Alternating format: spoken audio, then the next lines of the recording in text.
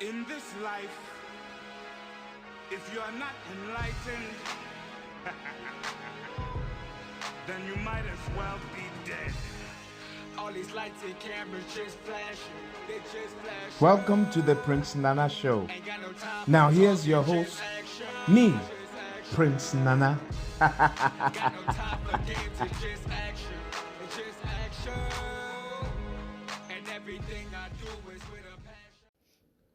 Hey, my friends, thank you guys so much for stopping back to the Prince Nana Show, all right, here on Anchor FM, Spotify, YouTube, all of the great social media outlets out there, all right. Thank you for supporting, all right, for sponsoring, all right, donating here on Anchor FM and YouTube, also donating on the GoFundMe, all right. It keeps me going, all right, keeps the content going, gives me the time to really put some more work and effort into what it is that we're doing here. So I'm really excited, all right, to continue doing this for you guys. But today on the show, I have a really great guest. I'm excited to have them here today with me, all right. I've known this gentleman from way back, okay, way back from like maybe the 1999, all right, 2000s,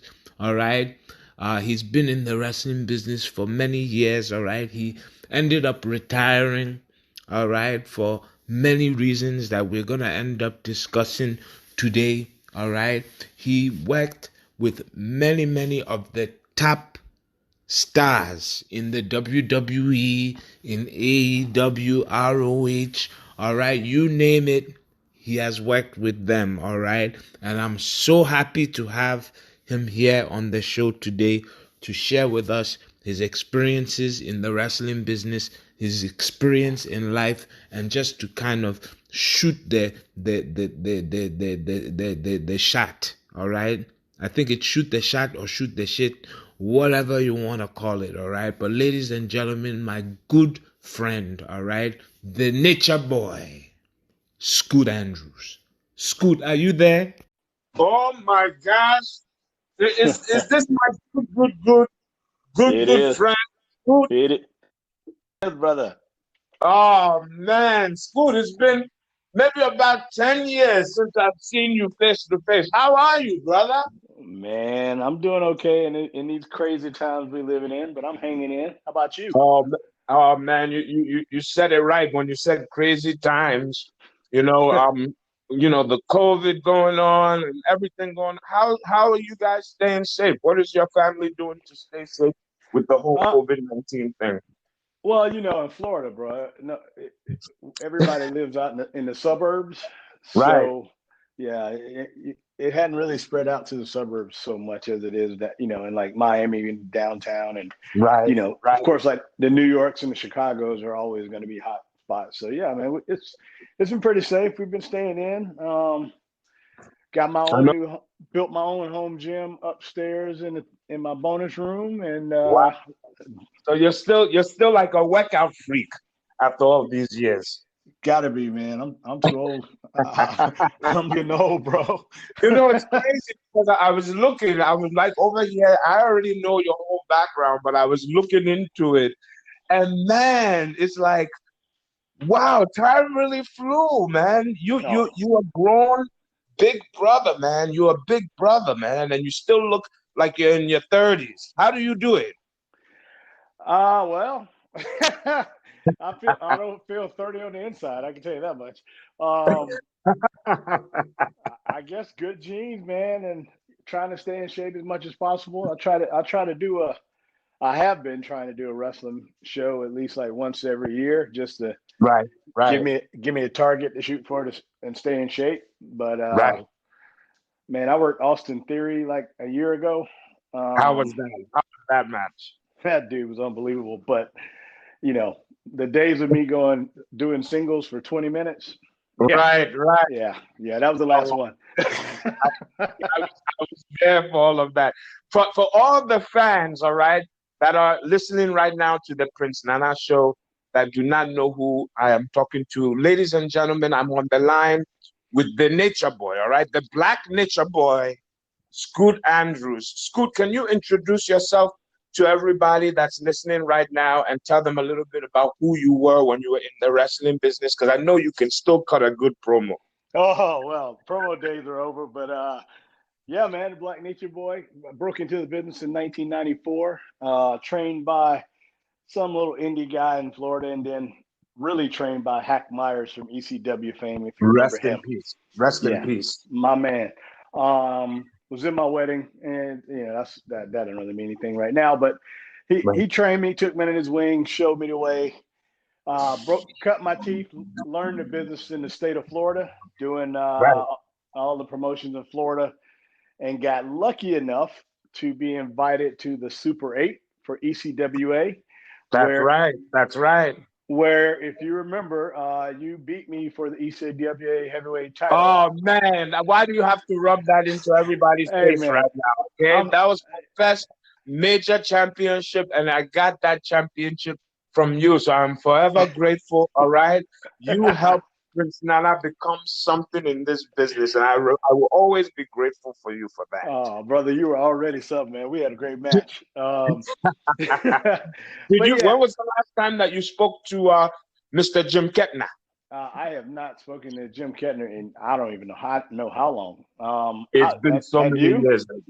Oh yeah, I see him every now and then. I saw him last year at the NYWC Hall of Fame induction event, and he's doing pretty good. Every now and then when we get together, we bring up all the good names like you. I mean, when I first saw you in ECWA, it was at the ECWA Super 8 tournament. You were in a match against I think you beat, rest in peace, Trent Acid Yep. in your first round, right? Yep. And then after that, you had Chad Kalia. You beat him too, and then you had Christopher Daniels, and that's when I think, did you beat Christopher Daniels also? No, I took him to his limit, but he got me. He got me. Oh, But that match, hey, to be honest with you, that match put me on the map, and then that's when I started doing Midwest Championship Wrestling in Chicago, flying out to right. California for Roland Alexander for APW. Then it shifted into Ring of Honor. I was on the very first Ring of Honor show. Started doing dark matches and enhancement matches for WWF. Then E. Right. That was the old WWE. Yes, sir. Yes, sir. But I got super lucky in that I had a manager that I worked for who was a Panic wrestling fan, right? So oh wow. And I was he let you do anything that you wanted. Yeah, I was a corporate trainer, and we had offices in every major city. And I would call Dr. Tom Pritchard and find out what cities they had spots. And then my boss would magically let me go do a training class in that city on Wednesday, so I could do Raw on Monday and SmackDown on Tuesday. So it worked out pretty well. There was a time where you were doing Raw and SmackDown so much that I thought you were in some kind of like a pre-Legends contract. All right. They had you like working all the Sunday Night Heats and the medal and all that. Why didn't you end up signing with the WWE? I think because I think at the end of the day, I screwed myself with my availability. And wow, they knew that they could use me whenever, if I could get a flight there, that they would use me. And of course I was using my company's, travel. Right. So they didn't I understand now. Yeah. So I think I screwed myself on that one. Wow. So maybe they were like, oh, he's gonna come fly himself down. But a lot of the times you see guys who fly themselves to like Japan and they fly themselves to England. Isn't that kind of a way of paying dues? It is. Didn't you look at it like you were paying dues? Why do you think it was a bad thing now? Well, I think it was a bad thing that I never got signed. It was not a bad thing as far as exposure, because the more I was on WWE TV, the more indies called for booking. So it was not a bad thing whatsoever. Yeah, I think it is a way of paying your dues. I mean, it's really no different than you jumping in your car, driving from Florida to New York City to do the Elks Lodge and not, getting your payday, but not getting paid on your gas. Right. So it's the same. It's the same sentiment, same thing. It's crazy because a lot of the times, and I hate using this terminology in the wrestling business, because to me, you had everything that it took to be a superstar in the WWE. You were built correctly, you had a really good walk, you had a really good talk, you knew how to wrestle, all right? And, it's almost like the luck of the draw. You understand what I'm saying? Yeah. Especially for an African American. Absolutely. So, Absolutely. so in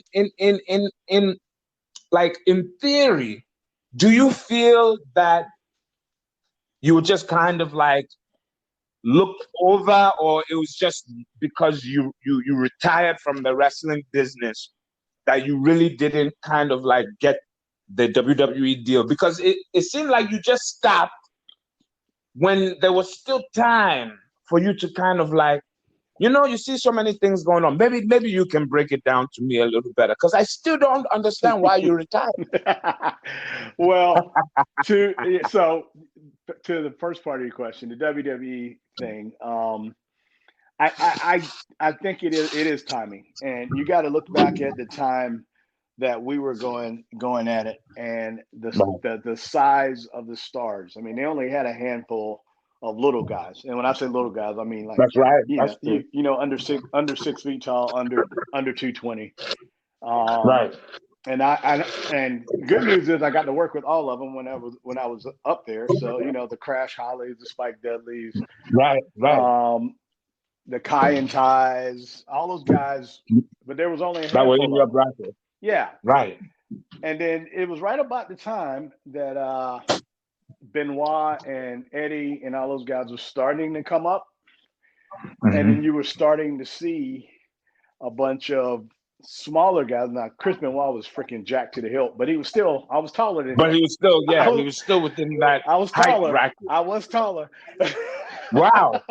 Really? Yeah. Holy crap. Not by much. I think by a hair length. But hey, you had the best hair, all right, in the wrestling locker room. Let's just say that, all right, and put that out there. Scoot Andrew has the best hairdo, but go on. Yeah, man, it was crazy. Then the second part of your question is, I ended up with I have a beautiful family, and my second daughter was. Actually, if you look at the pictures from my retirement match, my wife was like 7 months pregnant with her. Right. My oldest, I think, was 2 at the time. And I was doing a bunch of traveling with my shoot job. And then it just got to be too much with two little girls to be, traveling during the week and then traveling on the weekend. Right. You had to make a decision. Yeah, a lot of workers make the decision to keep going. And then those are the guys that you hear with the stories of, I miss my kids this and my family. Right. I didn't want to be that guy.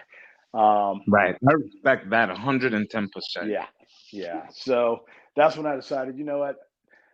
I went about a year and a half to just doing IPW down here in Florida. And actually, ironically enough, IPW and NWA Florida merged. And I remember that. We had a hot streak of about a year and a half of big houses, and we did an NWA versus IPW feud gimmick, and it was over. So I went out right after that. So got it. And you went out with a bang, because like even to today, your name still comes up in many locker room conversations and of how people really enjoy your work and what your contributions have been to the wrestling business. But do you still enjoy watching wrestling today? And also, do you see yourself getting involved in some way, shape, or form outside of being inside of the ring? So I watching it, I will watch WWE to watch a handful of folks. AJ, Daniel Bryan, all the guys that we came up with, Samoa Joe. Right. I've become a big fan of the women's division because they got some girls that can absolutely go now. So they're stepping up. Oh, yeah. I'm not gonna lie. The women's division in the WWE is very entertaining, and I definitely agree with you on that. And it ain't hard to look at either, so that's not a bad thing either. Right. So yeah, don't let your wife keep you up on the phone now. All right. Yeah. I don't have insurance. Yeah, she'd give me a chair shot if she'd heard that one. But then, also checking out AEW with a bunch of my boys over there. It's tough right now. It's hard for me as a former worker to watch a show with no fan interaction. So, Right. Until they get back to the arenas or some semblance of fans. Now, I did read that they are using like their students as fans, and that's like changed the dynamic. So I think I might check it out tomorrow night. Right. To see how it is. Yeah, but it's tough to watch. But so overall, you still enjoy watching wrestling. I do. I do. I mean, can we see you as a producer? Because right now, what do you do for work? You do in like executive sales, right? Yeah, I'm a director of sales for Cox Automotive. Right. So, is there a way, because you're such an intelligent guy with a mind, do you think that you would ever take something to get involved, maybe as a producer or something like that, or is the wrestling business just too unstable for you and you're good where you're at? So it's kind of that. It's kind of a. Pardon me. I'm eating some kumi. All right. I'm eating some kumi and fish. All right. While I'm on the phone with you, so if I'm munching away, ignore me. But go on. No worries, my brother. No worries. Doing it like a lot is not in the cards right now. I've been blessed with two pretty solid athletes for daughters. My oldest does competitive cheer. She's probably on one of the best teams in the world. Wow. And then my youngest is pretty. I mean, I'm looking through rose-colored glasses here, but she's a pretty stud soccer player. So my weekends are pretty much shot as far as dividing and conquering and trying to see both and splitting. So it's hard to get back to go to a show. It's like you're focusing on them. Yeah, you're focusing on them and what they're doing, and that's a beautiful thing. Absolutely. Now I do go to Jay Lethal School here in Tampa. Right. I swing by. That's my boy. Yeah, every time I walk in there, he has to remind me that I'm his dad's favorite wrestler, which makes which makes me feel a little old. Oh man, I love his parents, man. Yeah. I love those guys. Yeah, forget it. Jay is good people, man. So I'll go there and share some knowledge, and then I'll go to the WWN school where Francisco Shiatsu is the lead trainer. I typically would go to the WWN school, like if I have a show coming up and I'm trying to get in shape. And then I'll just work with the students there. And then when Fort Lauderdale and Miami was part of my territory for work, I tried to swing by Gangrel School at least once a week. Right. So you're pretty much, we've been, ever since you retired, we've still been friends. Like over the years, I remember texting you and calling. We call each other, hey, every now and then. Then you came on Facebook, and I was like, thank God he's on Facebook now. So you're still pretty connected with everyone in the business because you're a brother who put in work, and it's good to know that you're still talking to guys like Jay Lethal, Gangrel, and so on and so forth. Absolutely, man. Yeah, every so often, me and Christopher Daniels will have our hour-long conversation after it's been a while. That's right. And that's right. I love talking to you. And then, sometimes we're running each other at the Delta Sky Club because we both fly Delta. Him and Frankie. I talked to Joe Samoa Joe a few times. Ran into him at church, and then also at the Delta terminal. So, what when you say church, you're talking about church? Yeah, church. Oh, you go to the same church in Florida? Well, we did. Oh, that's awesome. That's good to know. Yeah, same one that actually Tony Dungy goes to. Oh wow! But we moved to a different one that's a little bit closer to the house. But yeah, man, try to stay in touch with some of the guys, man. It's good to hear their voice, and it's good to see my boy Chris handling his business at AEW. And it's also even cooler that they're owned by the owner of my favorite NFL football team. So. Oh God, let's not get into it, all right? Because I'm a Jets fan, all right? I'm sorry, and I'm still waiting for my phone call from that company. So let's not get into them and throw anybody under their bus. But real quick, all right? In the wake, all right? In the wake of you were just talking about your beautiful daughters, all right, and in the wake of everything going down in the world, all right, the COVID, the George Floyd murder, all right, in Minneapolis, Minnesota. Yep. How have you been able to explain all of this to your girls? Because the world is definitely, it's been crazy while we've been here, but it's getting crazier. How do you sit down and explain that to your young ladies? I had this conversation with a good friend of mine yesterday, as a matter of fact. It's really hard because we Right. live in a very, very diverse part of Tampa. Mhm. You know, it's in the suburbs, upper middle class, blah blah blah. Right. But they got black friends, they got white friends, they got Hispanic friends, and they have never really experienced any racism, so to speak. Right. So as I try, I know it's hard for people to imagine that, but yeah, it's yeah, like it took years for me to experience racism in Brooklyn.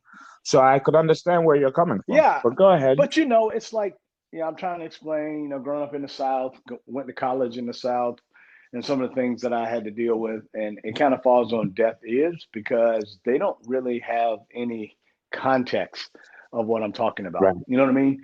Right. They never been in the car when I got pulled over for having back in the day, my Toyota Right. Corolla stock radio, and I got pulled over for my music being too loud and got a ticket. I'm like, what the hell, dude? What were you playing on there? What song were you playing? I just gotta Oh know. Lord, who knows? It was probably something like Public Enemy, which is probably why I got pulled over. Okay. So that's a good one. So yeah, man, you experienced that, and then going to college in South Carolina and playing college ball. Within a locker room there was no racism whatsoever. Right. But there were some people across campus that may or may not have liked the fact that I dated outside of my race here and there. I mean, I was an Right. equal opportunity. I didn't care what nationality you were. Right. Love is love, my friend. Yes, sir. Hey. So, some of the side eyes and the comments, and I actually got jumped on at a party one night. It's crazy. It's Wow. crazy. I could And imagine. unfortunately for that guy, he got knocked out. But Good for him. yeah, Good for him. yeah. You should have had that on tape. If this was in today's time, it would have been on tape. Yeah. Now, disclaimer: they had pulled us apart, and it was a sucker punch, but he deserved it. Oh, okay, good. Hey, the dirtiest player in the game. That's why they call you the nature boy, Hey, my I friend. think that's where I first developed being a heel, I guess. What? So have you? So do they kind of, understand where you're coming from with everything, or what's going on around them with COVID and the George Floyd situation and others? So the COVID situation was, I was very, very surprised at how well they, I don't want to say reacted, but the way that they behaved during the quarantine portion of it. Right. They weren't like, complaining, I want to do this. This is not fair. Well, Right. they were like my oldest daughter. They got screwed out of winning the world title with cheer. Wow. So because everything was canceled. so she rededicated herself to this year. She was actually going to hang them up if they won. Right. So she is like flipped the switch. She works out every day. That's why I was telling you I turned my bonus room into a gym, because she was having to do virtual practices, and she was doing it on tile downstairs, which is not good for your knees. So we decided we moved it upstairs. Right. She was running every night. Now they got tryouts going on now, so they're getting ready for next year. Wow. My youngest, I'm glad that she stopped right before you called. She was like she was on the patio just kicking the ball against the wall, working on her first touch in soccer, which really? It sounds like somebody hammering wood the whole time because she kicks it so damn hard.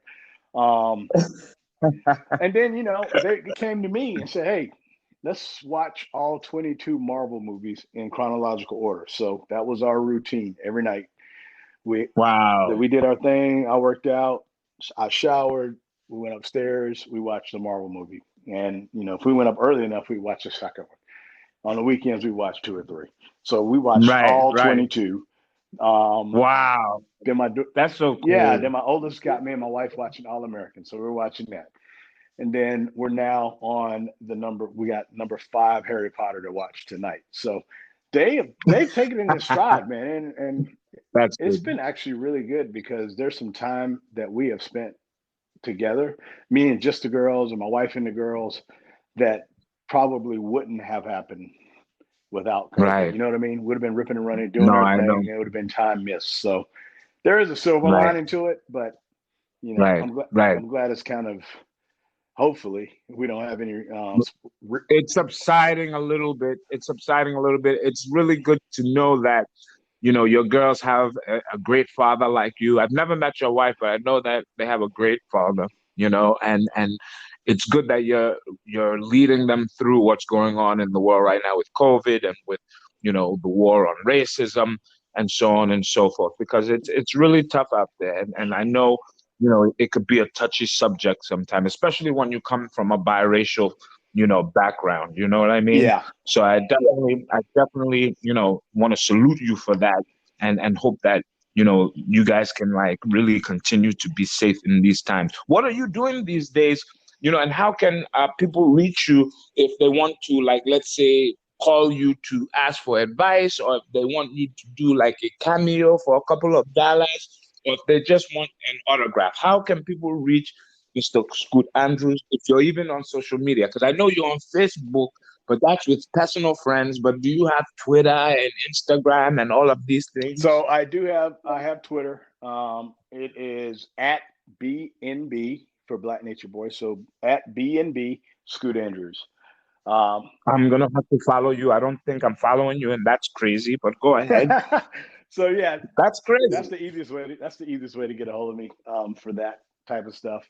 But I have been randomly. I'm not even sure how people are figuring this out, but I have in the last 3 months have gotten random letters with self-addressed envelopes with promo pictures that they want signed and send back to really? Which is, I'm like, how the hell do these people even remember who I am? Wait, forget how they remember who you are. How the heck did they get your address? That's a little freaky. I don't even want to know that. So, and they're also, you know, I got a letter like that one time from Germany. I looked at it like it had 10 heads on it, and I just threw it to the side. I was like, what is this? A setup?